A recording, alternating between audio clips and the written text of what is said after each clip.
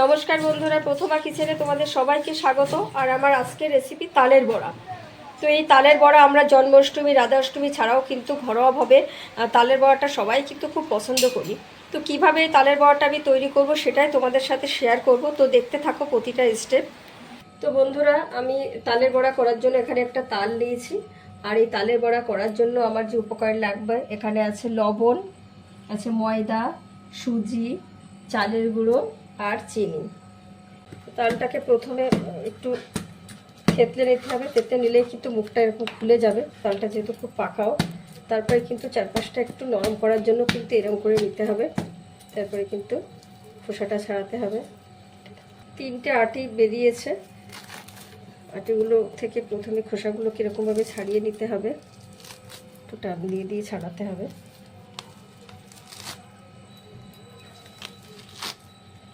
তিনটে আটি আমি ভালো করে খোসা ছাড়িয়ে পরিষ্কার করে নিয়েছি। আর এখন কিন্তু আমি একটু জল দিয়ে দিয়ে নরম করে নেব। এরকমভাবে কিন্তু নরম করে নিতে হবে। জল দিয়ে নেওয়ার পরে এরকমভাবে কিন্তু ঘষে ঘষে আটিগুলো থেকে কাই বের করে নিতে হবে, যে এরকমভাবে কিন্তু। আর আঁশটাও কিন্তু এরকমভাবে ঘষে ঘষে নেওয়ার ফলে আঁশটাও কিন্তু থাকবে না, একেবারে এরকমভাবে বেরিয়ে যাবে। তো আমি 3টে আটি থেকে তালের কাইটা বের করে নিয়েছি। বের করে নেওয়ার পরে কিন্তু একটু ছাঁকনি দিয়ে এরকমভাবে ছেঁকে নিলে কিন্তু আঁশটা একদমই থাকবে না। একটু বড় ফাঁকা ছাঁকনি দিয়ে ছেঁকে নিতে হবে, তাহলে কিন্তু এই যে সব বেরিয়ে যাচ্ছে, একদমই আঁশটাও কিন্তু থাকবে না। তো এইভাবে কিন্তু পুরো তালটা আমি ছাঁকনিতে ভালো করে ছেঁকে নিয়েছি। আর ছেঁকার সময় জল না দিলেই বেশি ভালো। জল দিলে কিন্তু অন্য অন্য যে উপকরণ, আটা, ময়দা, চালের গুঁড়ো, সুজি, সেগুলো কিন্তু বেশি লাগবে। আর ওগুলো বেশি দিলে কিন্তু তালের যে ফ্লেভারটা সেটা কিন্তু কমে যাবে। সেই জন্য জল যতটা না দেওয়া যায়, হয়তো সেক্ষেত্রে একটু ছেঁকতে বেশি সময় লাগবে, তবুও দেখো পুরো তালটাই কিন্তু আমি এইভাবে ছেঁকে নিয়েছি, আর কোনো আঁশও নেই। তো প্রথমে আমি একটু লবণ দেব। লবণটা স্বাদ মতো দিতে হবে। আমি এখানে 2 চামচ মতো চিনি দিয়েছি। চালের গুঁড়ো দেবো আমি 2 চামচ মতো চালের গুঁড়ো। আর দেব ময়দা। ময়দাটা আমি একটু বেশি দেব, 3 চামচ ময়দা দিয়েছি। আর সুজিটা দিলে কিন্তু তালের বড়াটা নরম হয়, তো আমি একটু সুজি দেব। এখানে 2 চামচ মতো আমি সুজি দিয়েছি। তো সমস্ত উপকরণগুলো দেওয়ার পরে আমি ভালো করে মিশিয়ে নেব। সমস্ত উপকরণগুলি আমি মিশিয়ে নিয়েছি। মিশিয়ে নেওয়ার পরে আমার কিন্তু একটু নরম মনে হচ্ছে, সেজন্য আমি সব উপকরণগুলো আরেকটু করে দেব, আর 1 চামচ করে দিয়ে দেব।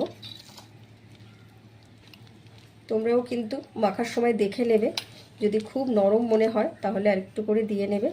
আর এই তালটা একটু কম মিষ্টি মনে হচ্ছে, সেজন্য কিন্তু আমি চিনিটাও আরেকটু দিয়ে নেব। যেহেতু তালের বড়া একটু মিষ্টি মিষ্টি হলেই কিন্তু ভালো লাগবে খেতে। তো তালের বড়া ভাজার জন্য আমি কড়াইতে সাদা তেল বসিয়ে দিয়েছি। সাদা তেল তো অবশ্যই ভাজতে হবে। সাদা তেল দিয়ে তেলের পরিমাণটা কিন্তু বেশি করে দিতে হবে। আর একেবারে তেলটা ভালো করে গরম করে নিতে হবে। যখন ধোঁয়া বেরোতে শুরু করবে তখনই কিন্তু তেলটা পারফেক্ট। আর যখন আমি বড়াগুলো দেব তখন কিন্তু গ্যাসের ফ্লেমটাকে একটু মিডিয়াম করে দেব।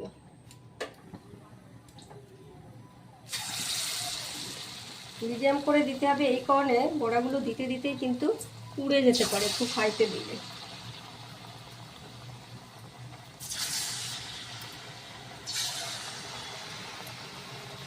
তো লাল লাল হয়ে গেছে, ভাজাও হয়ে গেছে। আর আমি তুলে নেব।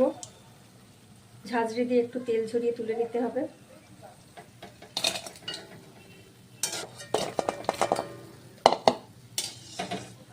তো সমস্ত বড়াগুলো আমি এইভাবে লাল লাল করে ভেজে তুলে নিয়েছি। আর প্রত্যেকটাই কিন্তু দেখো ছাড়া ছাড়া হয়েছে, এরকমভাবেই কিন্তু সব বড়াগুলো তুলে নিতে হবে।